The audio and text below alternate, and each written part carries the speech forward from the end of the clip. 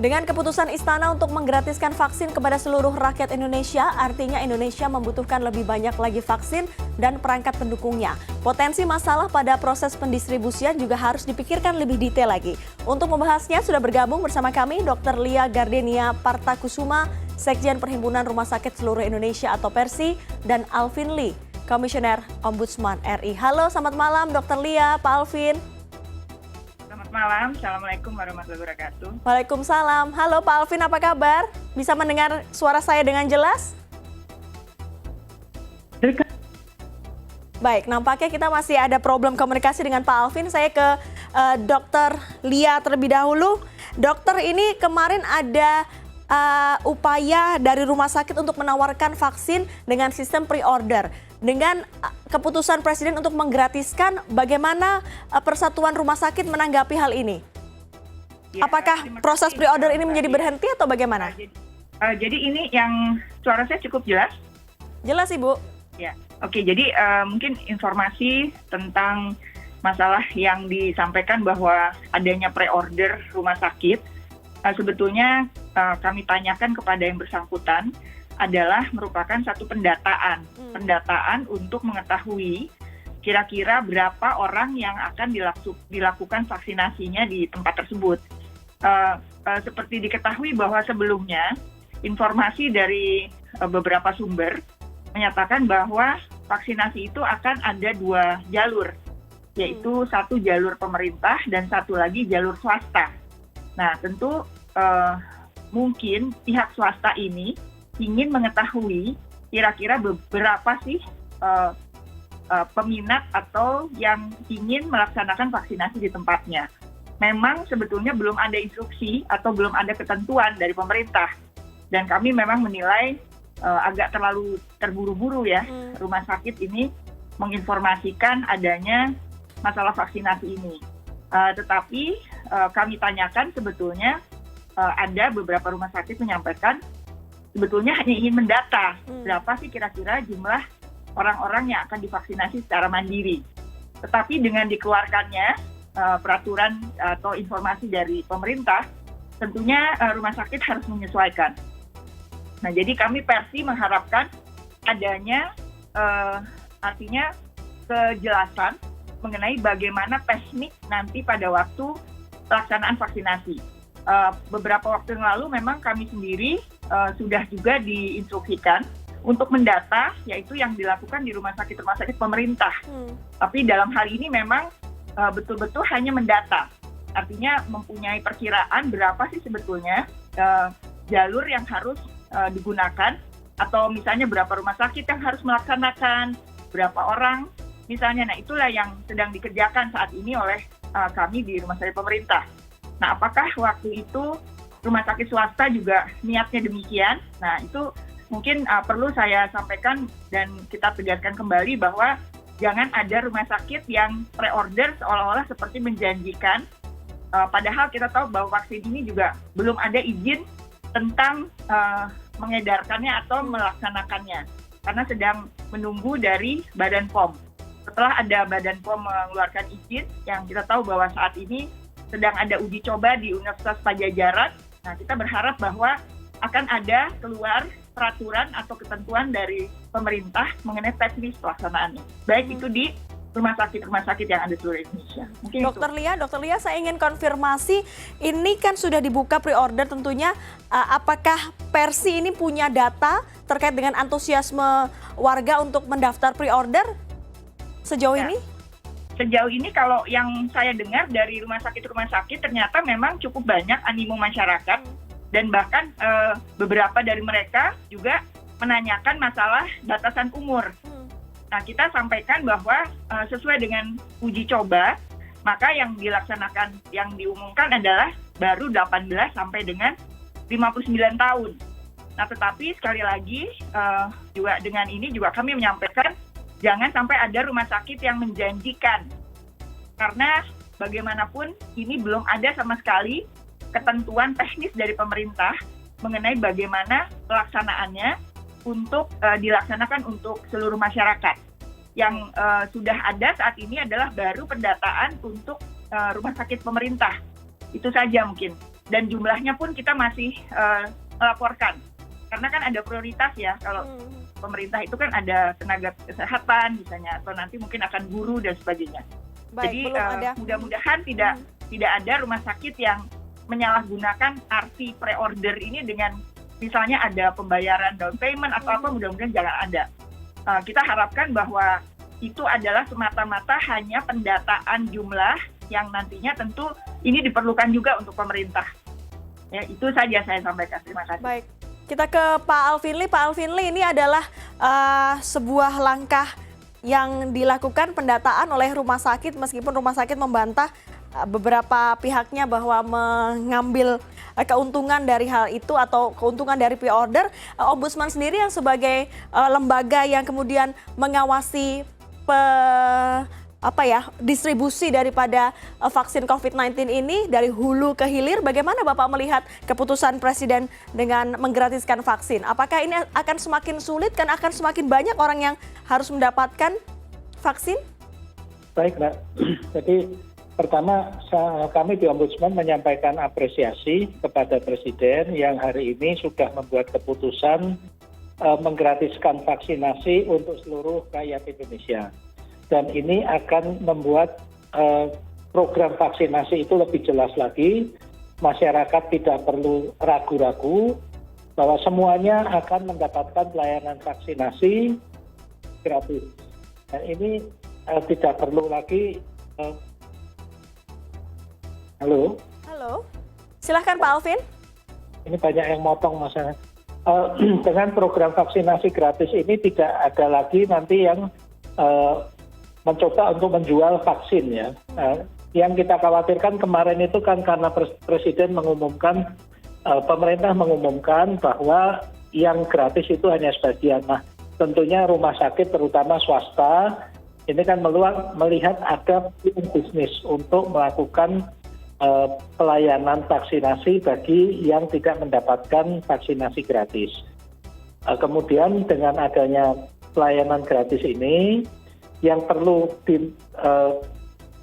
dilakukan selanjutnya adalah meyakinkan bahwa pemerintah ini mempunyai sistem distribusi, seperti juga pemilu ataupun pilkada itu nanti perlu ada konfirmasi ya, atau melalui kelurahan meyakinkan bahwa siapa saja yang sudah terdaftar, tinggal nanti gilirannya kapan dan juga pelaksanaan vaksinasinya di mana. Saya kira ini akan meredakan kekhawatiran masyarakat dan Ombudsman akan selalu mengawasi bahwa pelaksanaan ini benar-benar direncanakan dengan baik sesuai dengan jadwal, sehingga masyarakat tidak perlu lagi khawatir tidak kebagian vaksinasi tersebut. Demikian. Pak Alvin, ini kan belum ada peraturan turunan dari statement Presiden tadi, tapi pendataan warga atau data-data warga ini menjadi salah satu hal yang kemudian bisa menjadi masalah, karena kita tahu di Bansos beberapa waktu yang lalu juga ada hal yang keliru soal pendataan warga. Ini rumah sakit swasta atau Persi ini mengaku bahwa melakukan pendataan. Sejauh ini apakah bisa realistis antara pendataan yang dilakukan oleh rumah sakit milik negara dengan swasta agar data itu bisa sinkron?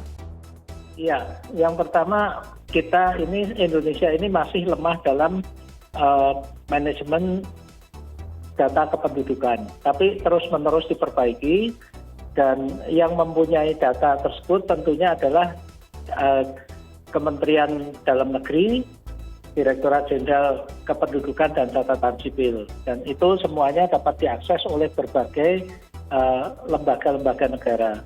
Nah, termasuk juga kemarin digunakan untuk pemilihan umum, digunakan juga untuk bansos dan sebagainya. Kita belajar dari program bansos pada awal-awal tahun ini ketika awal pandemi memang banyak masalah, tapi terus ada perbaikan, dan saya yakin ini data ini terus diperbarui sehingga makin hari makin akurat. Masalah rumah sakit melakukan pendataan, saya kira itu datanya akan berbeda. Rumah sakit melakukan pendataan dengan mengiklankan layanan vaksinasi, tentunya data itu merupakan database marketing mereka, bukan public service, saya nilai. Demikian.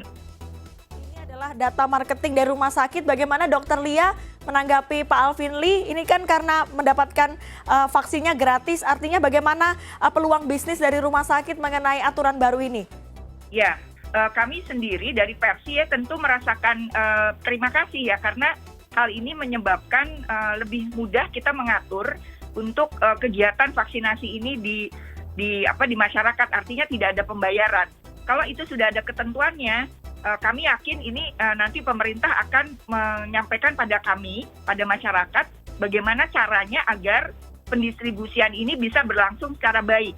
Kami juga sama, jadi kami apresiasi bahwa pemerintah memikirkan bahwa masyarakat itu tentunya harus diberikan kesempatan untuk vaksinasi dengan cara yang sama atau tidak membayar. Nah, jadi artinya kami nanti akan membantu secara teknis karena pelaksanaannya tentu tidak bisa dalam jangka waktu panjang. Sesuai dengan prinsip vaksinasi bahwa vaksinasi massal itu sebaiknya dilakukan pada jarak waktu yang tidak terlalu panjang. Jadi dilakukan dengan cepat, massal, masif. Nah, tentu itu akan membutuhkan pelayanan di banyak tempat. Nah, kami dari rumah sakit akan siap membantu pemerintah, tetapi tolong berikan kami aturan teknis yang jelas. Nanti kami akan mengatur juga dengan para rumah sakit yang lain. Kami ada lebih dari sekitar 2.900 rumah sakit.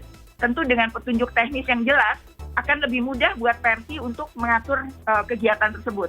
Tetapi kalau yang kemarin kan, mohon maaf karena belum jelas, jadi dikatakan ada mandiri, kemudian ada yang bisa mendapatkan fasilitas, maka mungkin banyak rumah sakit yang ya sebetulnya juga kami mohon maaf karena nampaknya terlalu terburu-buru.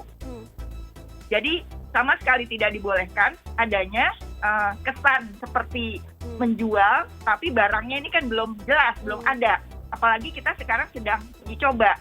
Nah, uji cobanya sendiri baru sampai dengan tahap 2 bulan. Kan kita akan 2 bulan, 3 bulan, 6 bulan. Jadi artinya yang 6 bulan ini yang kita harapkan pastinya baru bisa di tahun 2021. Nah, jadi sekali lagi kami mengharap dari Persi adanya ketentuan teknis yang jelas, sehingga nanti kami lebih mudah menginformasikannya pada rumah sakit-rumah sakit di seluruh Indonesia, bagaimana cara pelaksanaan agar kami bisa membantu program pemerintah ini dengan lebih baik. Jadi mudah-mudahan rumah sakit yang sudah mengadakan pre-order itu akan bisa memperhatikan hari ini bahwa pengumuman dikatakan bahwa vaksinasi itu adalah gratis untuk seluruh masyarakat. Nah, mudah-mudahan bisa dibantu juga dengan kelengkapannya. Misalnya artinya semua peralatan dan juga kebutuhan yang akan diperlukan untuk vaksinasi ini juga kiranya bisa dilengkapi agar semua kegiatan ini bisa berlangsung sesuai dengan harapan pemerintah. Mungkin itu, Mbak. Baik. Juknisnya atau petunjuk teknisnya sedang ditunggu oleh Persi. Terakhir, Pak Alvin Lee ini memang juknis belum ada, tapi sepertinya akan melibatkan banyak pihak. Nanti bagaimana untuk pelaporan jika ada dugaan pelanggaran ketika mendistribusikan vaksin?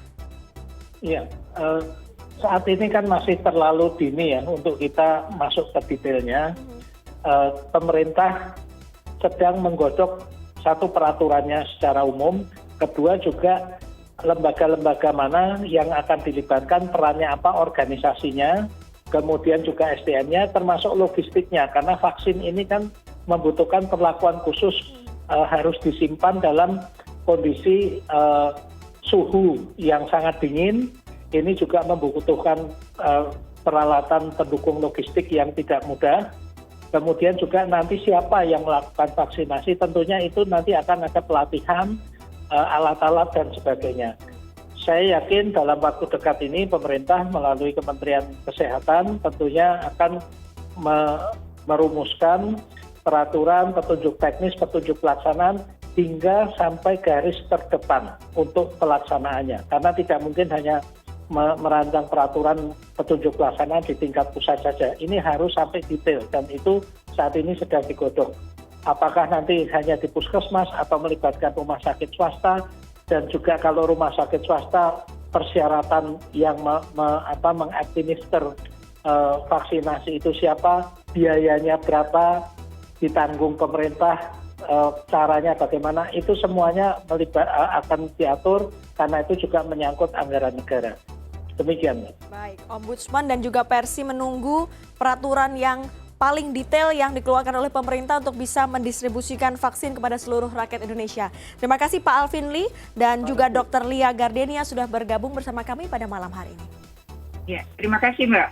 Mudah-mudahan masyarakat juga lebih tenang ya, agar Baik. tidak buru-buru juga mencari vaksin ini, karena kita sedang menunggu dan mudah-mudahan ini akan berhasil baik sehingga bisa dimanfaatkan oleh seluruh masyarakat, Mbak.